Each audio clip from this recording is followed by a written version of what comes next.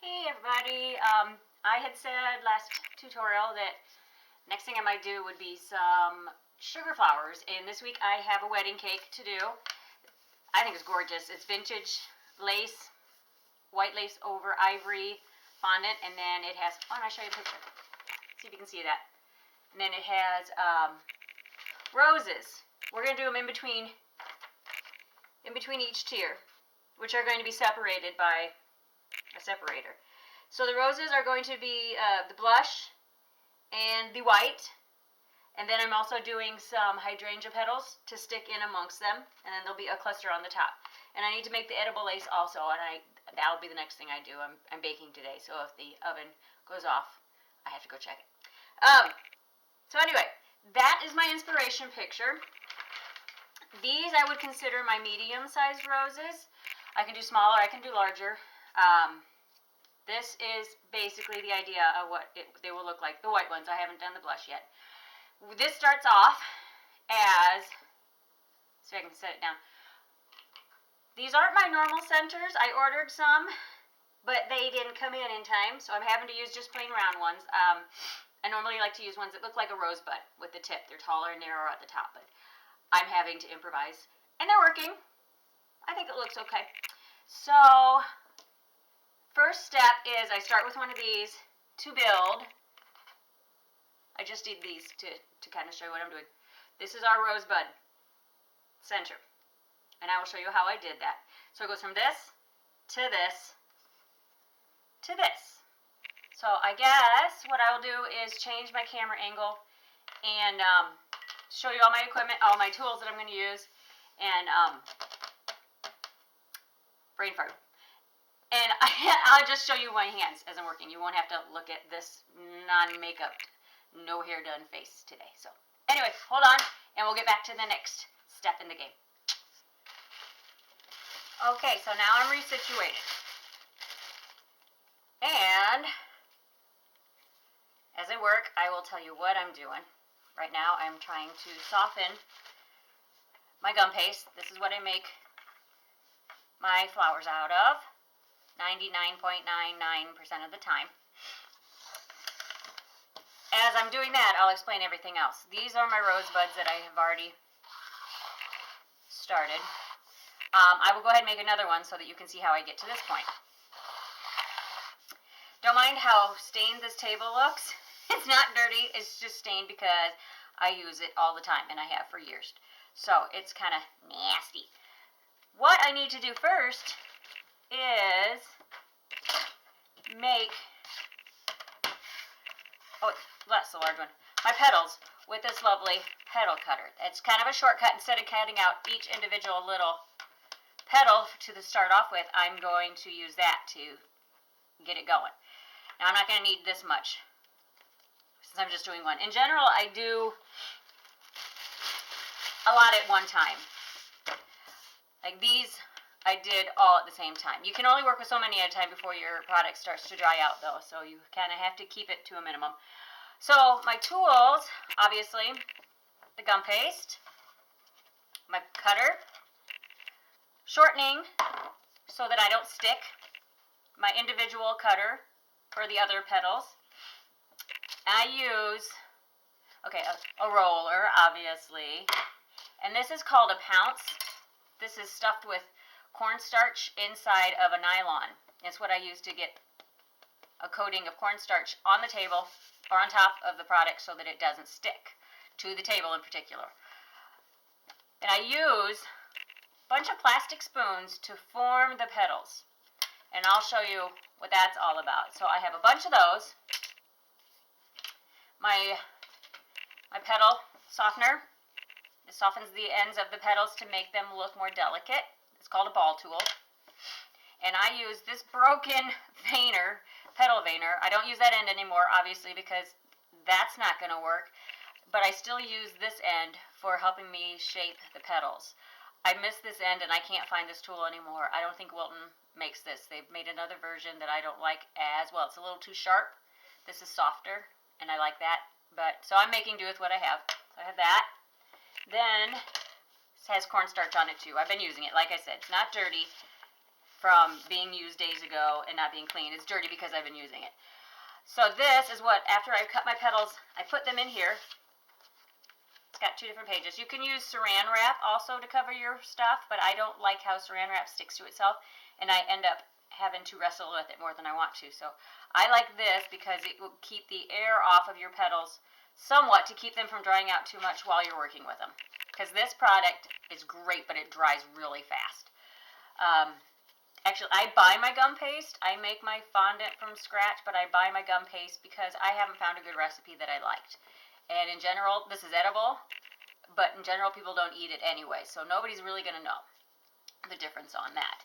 So, what I will do, now that this is nice and softened up, when it becomes elastic like that, then you know that it's ready to use. Form it into a ball. Do my pouncing. Then I do it just a little on top to keep it from sticking. Roll it out. A lot of times I will stand up and do this because this particular gum paste is very firm. This is not Wilton's gum paste. I can't remember what it's called. It's the stuff I got at Hobby Lobby. It sets up really nice and fast, faster than the Wilton, but it's kind of a little stiffer to work with. So you want to roll this out nice and thin, because in nature, rose petals are thin. That's the difference between a gum paste rose and a buttercream or fondant rose. You can get this product nice and thin.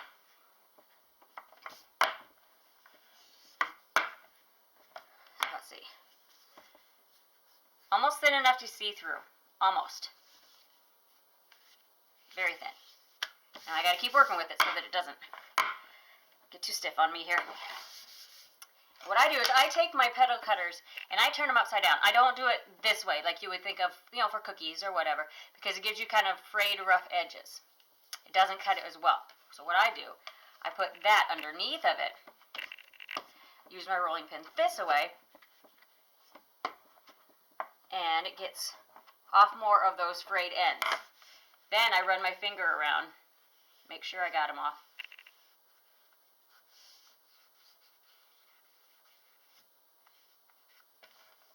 Take off the excess. Store it. You need to store it in an airtight bag. Some people do under a cup, which works just fine too. This is just, I usually have a bag, so I just usually end up using it. Then, once I've got that cut, I need my mat, or I don't know, you call this foam. You can buy this little small square ones, the little pink ones at any of your supply stores or crafting stores that sell cake products. I like this because I can do a large amount at one time. But right now I'm just doing one, so I'll show you. Take it out, and I take my ball tool, usually get a little cornstarch on it, and you do one petal at a time. I hope this is not too many shadows. Right along the outside edge, run your ball tool. See how that curls it up? They do like to wrestle you when you've cut all of them, and they're all connected. So you just gotta kind of woman or man handle them.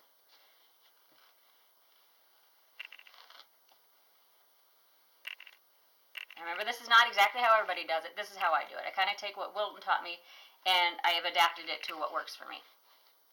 And I flip it over, and I pick 2 sides that maybe didn't form as well, didn't curl as well, and I soften them up this way. Make a little cup in them, because that's going to be the very center of your rosebud.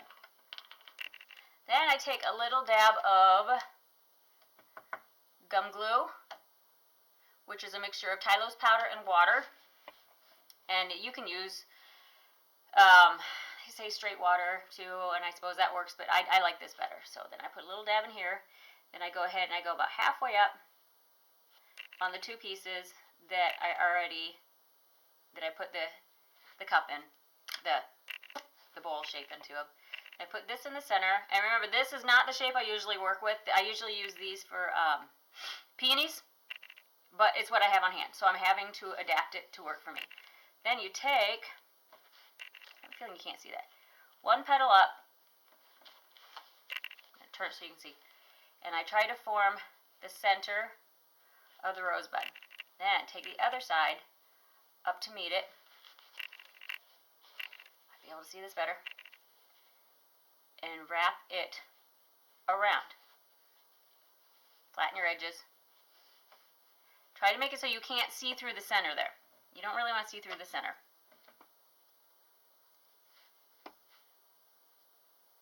That's pretty good. Normally, like I said, with the right centers, that would form itself. So then I take a little bit more of the glue and I go up about, what would that be? About 2/3 of the way up, half to 2/3 of the way up the petals at an angle.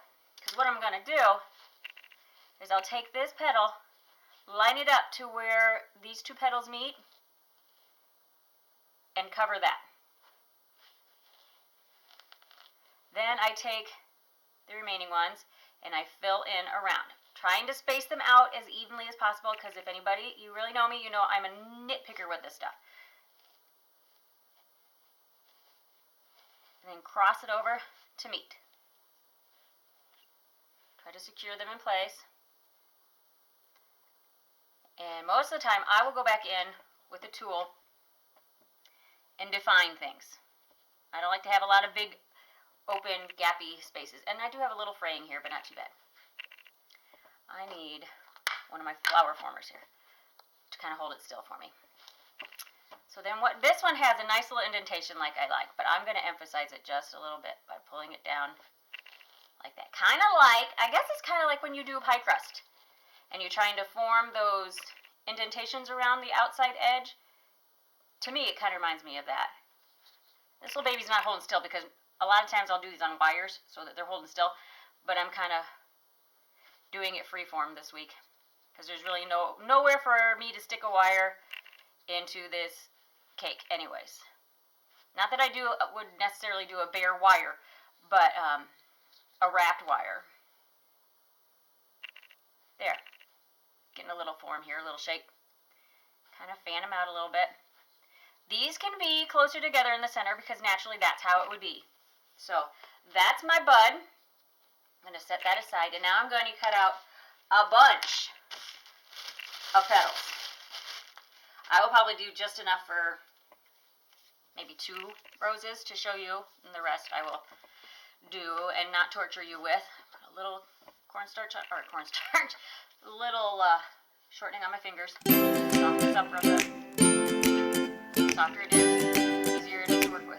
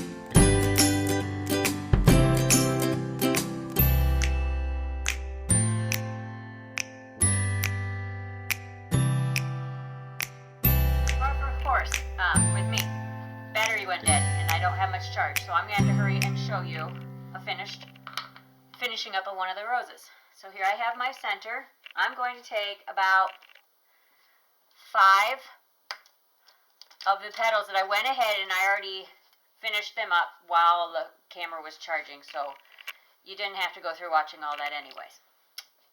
Take my brush, little gum glue. You don't want to get these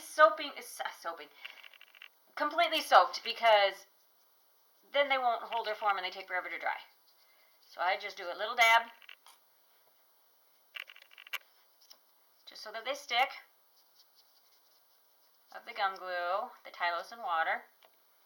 Then I take my first petal, peel it off the spoon, find where 2 petals overlap.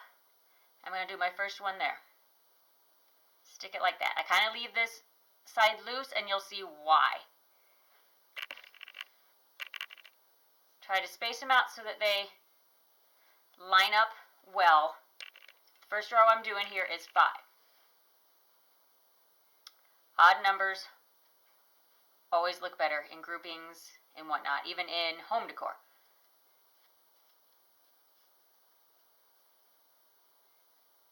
One right over the other. See how I'm tucking them in?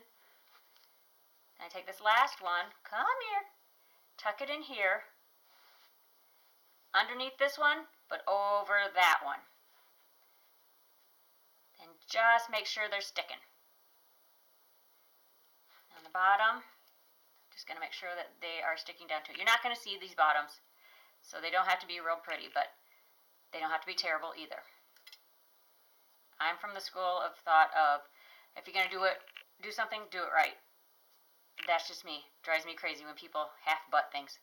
So there, we have our first row.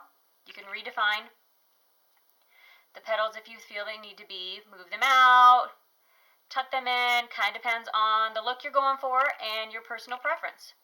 I think that looks pretty good for our first row.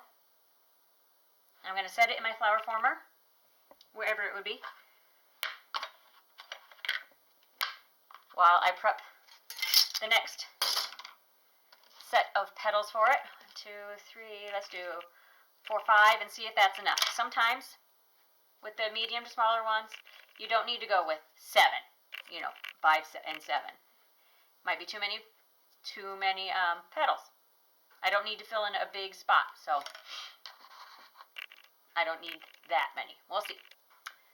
So then again, in between where the 2 meet, makes it look more spatially appealing.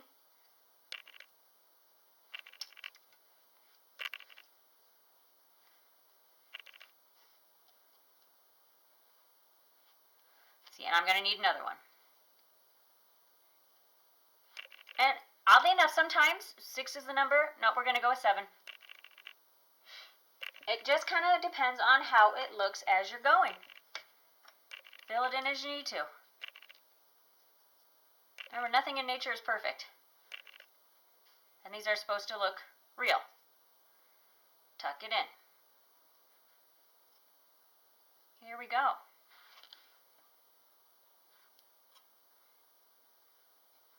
I just want them to lay flat-ish.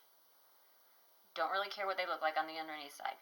Sometimes I'll take my former and just set it in. Since that center part is dry, I can kind of use that to push. There we go. And there's my flower. Going to spread them out a little bit. Just a little bit. While they're still kind of not completely dry, you don't want to spread them out too much because they will naturally dry, spread out a little bit. Put it in my former. And there you have a rose. I don't know why I sang that. Okay. So there we have it. When I get everything done and the wedding cake is done, I will take a picture and add it onto my video. Thanks for watching. This is a short one. Catch you next time.